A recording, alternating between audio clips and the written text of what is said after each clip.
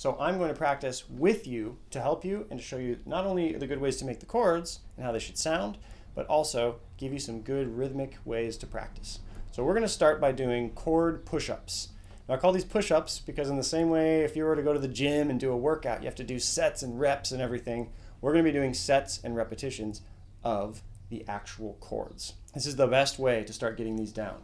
So this is great if you're just starting with chords, you're having a hard time making them quickly. You need to start with just single chords. So work with me on a couple of chords here and then take this yourself and move out and do some of these chords on your own too, the ones that we didn't cover in this specific lesson. So we're going to start with E minor. And I chose it that way because it's pretty much the easiest one to make. It only involves 2 fingers and it's in a very nice, easy spot. So go ahead and take your 2 finger and your 3 finger, get them ready to play.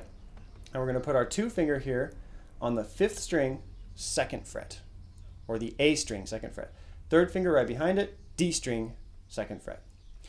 And now just go ahead and play string by string to make sure it sounds good. This is a crucial way for you to know if you're making the chord right. 1, 2, 3, 4, 5, 6, all 6 strings. Now if yours didn't sound like that, if yours sounded more like this, then there's a couple things that might be going on. One is you might not be on the tip of your finger enough. So make sure that your thumb's not hanging too far over and that you can drop your thumb enough to get some space and press down, right? On the tips means you're not going to block strings. And just go ahead and check and make sure you're pretty close to those frets without being on top so that you're not muting or buzzing the notes. So let's try that again at string by string.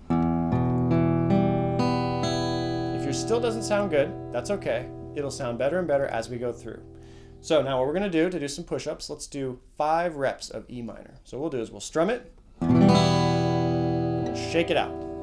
Now we have to make it again, so I hope you remember. I'm going to give you a few more seconds. I'm going to keep giving you less and less time as we go. Good, all we're doing is just strumming. You can just take your thumb, if you're using your fingers, just strum with your thumb. Shake it out. Why am I having you shake it out, by the way? It's not just to relax your fingers, but it's also to help you have to remake the chord again. So let's do it again. Ready? Strum. Good, now shake it out. Let's make those 2 fingers down again. Give you a second or 2 more. And strum. Okay, so we've done our push-ups. Now let's try this to a rhythm. I'm a big fan of rhythmic practicing, and almost every kind of practicing we do together is going to be to a rhythm, because guitar is just as much about being a rhythmic player as it is about getting the notes right. So I'm going to give us 4 beats between every chord. And the rule is you have to strum it, shake it out, and make it again in 4 seconds. So here we go. I'll give us 3, 4, and then we start. 3, 4, strum, shake it out. 3, 4, strum, shake it out. And 3, 4, and strum, shake it out. 3 and 4, and strum, shake it out. And 3 and 4. Okay, hopefully you did a great job there at getting these chords down. If you didn't, feel free to pause the video here, go back, try it again with just E minor. We're going to move on to another. Let's try our C chord. Now, I'm purposely picking C because I know a lot of you might be building C chord backwards. So here we go. We're going to build the C chord the right way. 3rd finger, 2nd finger, 1st finger. If you need a moment to figure out how to make this chord, check your chart, look at my fingers closely.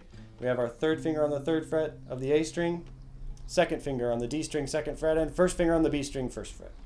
And when we strum, we're only strumming 5 strings, right? So get your pick or your thumb ready, and that's what it should sound like. And we should go one by one, right? Note, note, 3, 4, 5. If they don't all sound good, just a reminder, check those 3 things. Thumb placement, and how about fingers on tips, and how about next to frets? We want to be stretched out too, so we can be next to the frets. A lot of times, this finger ends up not being too close to the fret, and then it'll start to buzz or not sound good. Okay, so here we go. Let's do some push-ups with our C chord. Give you 4 beats again. So I'm going to say strum, shake it out, 3, 4. But I'll go a little slower because this one takes some time to create.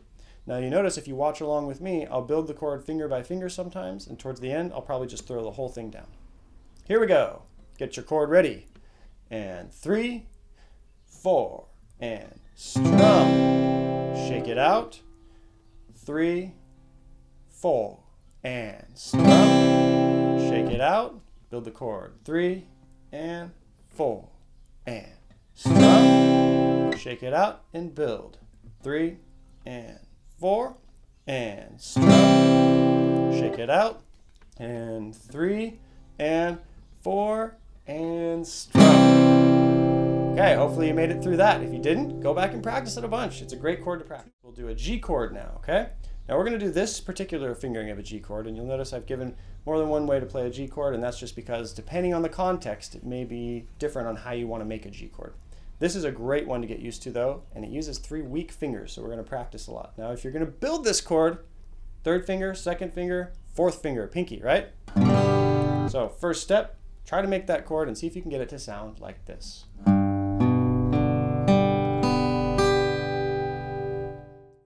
Let's practice to a rhythm. Here we go. 3 and 4 and strum, shake it out and build. And 4 and strum, shake it out and build, and 4 and strum, shake it out and build. Make sure your fingers on the tips.